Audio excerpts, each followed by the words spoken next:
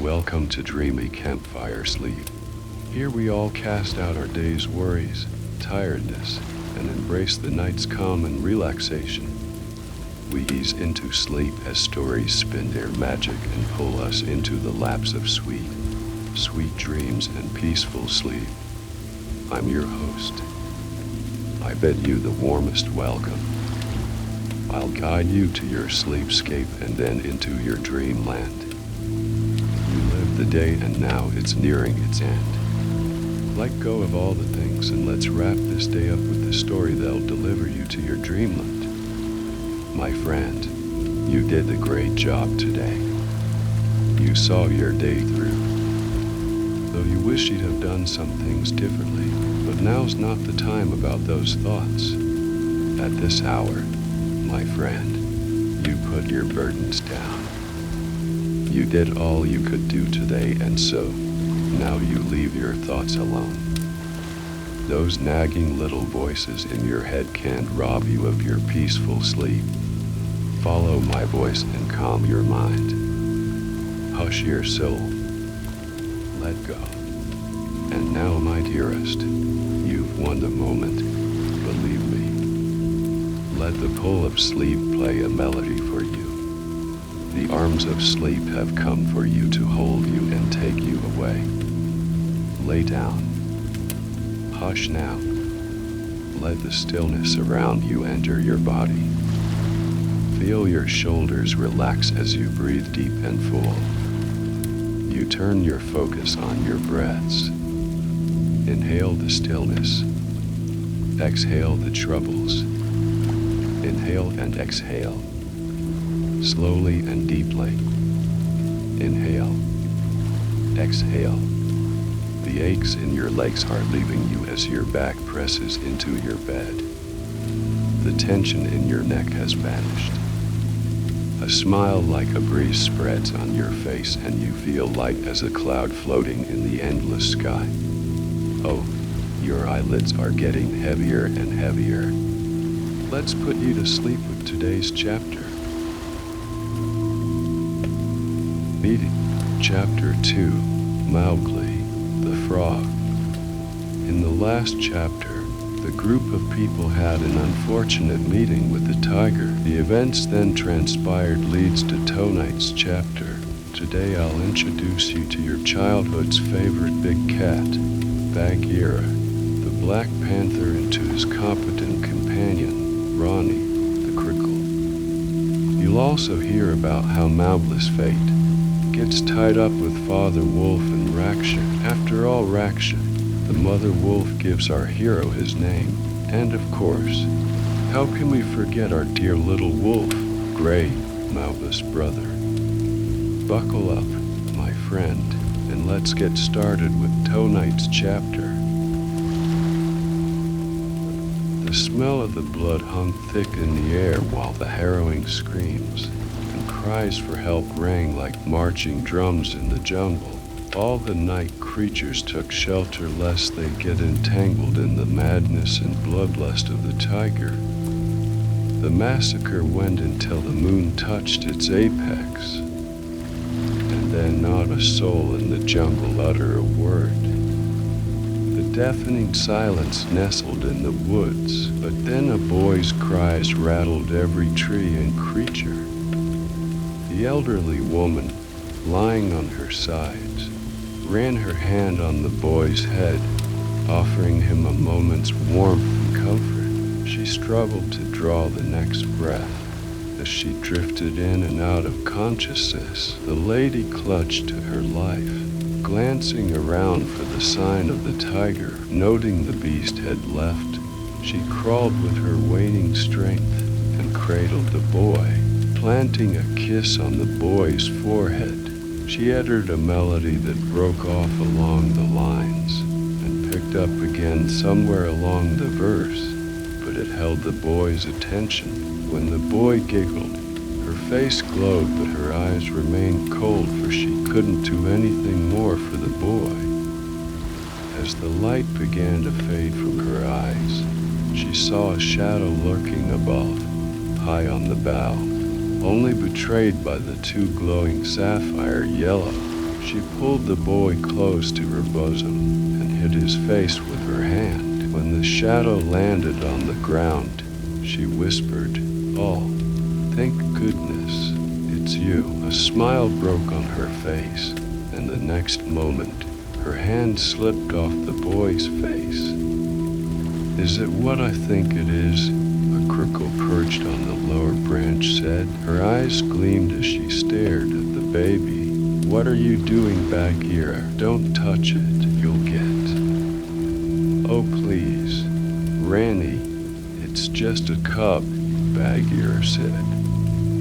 "Boom, a man cub," said Ranny. "We don't deal with the man, let alone its cub." When her words went unanswered, she cried, "Bagheera." The panther first sat on his hind legs, observing the dead woman. What she had said went over his head, for he didn't speak man tongue. The pool of blood, missing left limb, and claw marks on her body painted a picture in his head.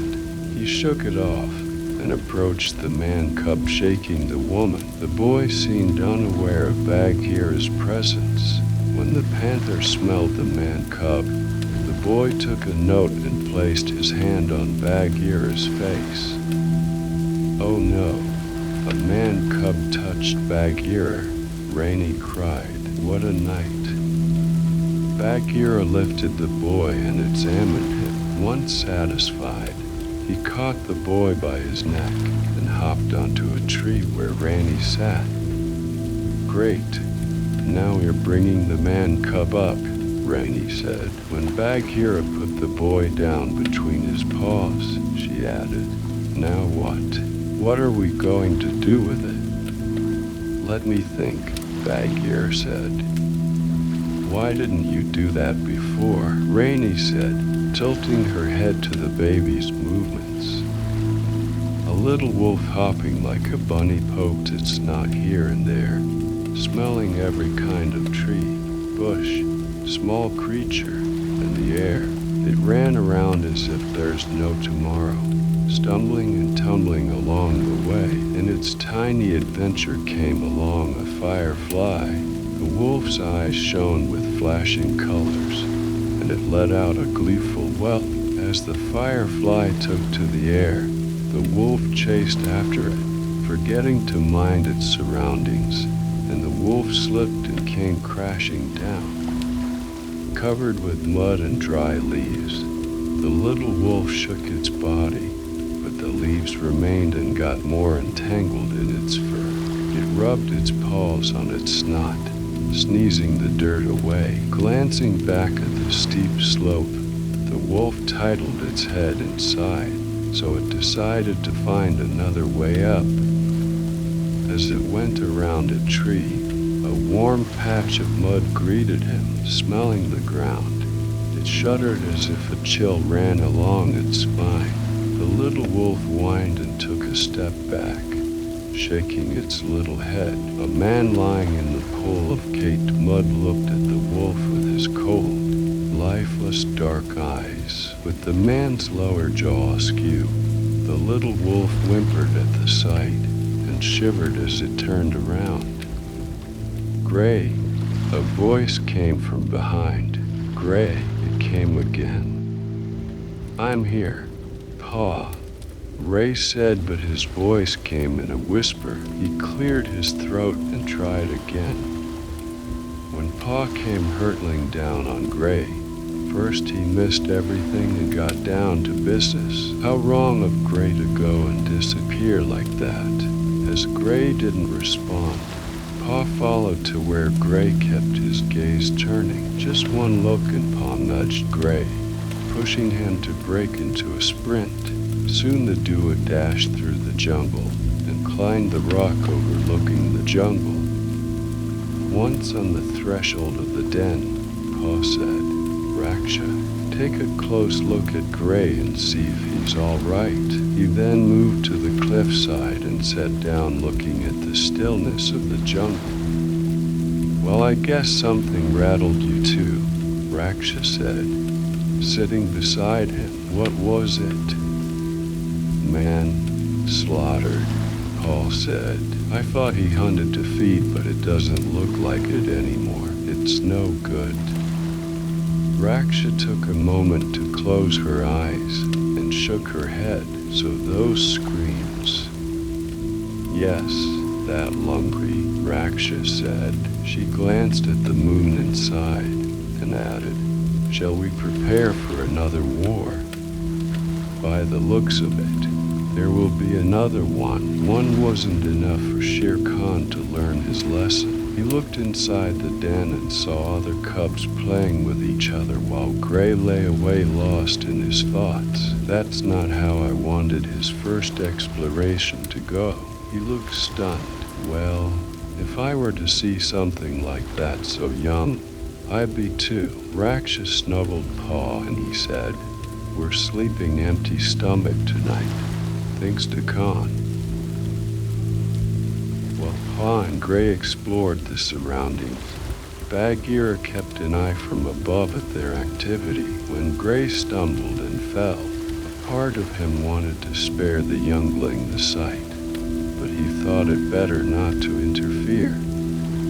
Say, Granny, Bagheera said once Paw found Gray.